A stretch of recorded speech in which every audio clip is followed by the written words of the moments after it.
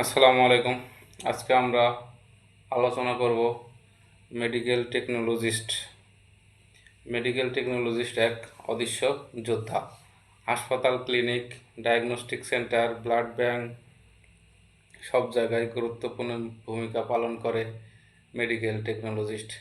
সারাদিন মানুষের রোগ নির্ণয় করতে ব্যস্ত থাকে এই মেডিকেল টেকনোলজিস্ট। যতই ইমার্জেন্সি রোগী হোক, তাদের রিপোর্ট ছাড়া কোনো চিকিৎসা দেওয়া হয় না।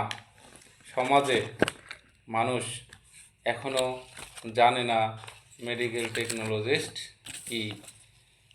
মেডিকেল টেকনোলজিস্ট কি, তাদের কাজ কি, চিকিৎসা ক্ষেত্রে তাদের কতটুকু অবদান। তবে মনে রেখো, এই মেডিকেল টেকনোলজিস্ট হলো স্বাস্থ্যসেবার মেরুদণ্ড। সম্মান করো মেডিকেল টেকনোলজিস্টদের, তাদের ছাড়া হাসপাতালগুলো অচল। আবারও বলছি, মেডিকেল টেকনোলজিস্ট ছাড়া হাসপাতালগুলো অচল অচল অচল। মেডিকেল টেকনোলজিদের সম্মান করুন, তাহলে আপনারা সঠিক রোগ নির্ণয় থেকে মুক্তি পাবেন। আপনাদের রোগ নির্ণয় যদি ভুল হয়ে যায়, চিকিৎসা হবে ভুল।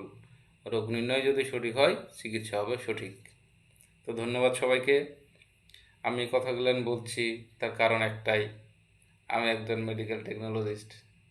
সবাই দোয়া করবেন যাতে যতকাল বাঁচব মানুষের সহযোগিতায় আসতে পারি এবং মানুষের, বিশেষ করে অসহায় অসহায় টাকা পয়সা এটা কোনো বিষয় না।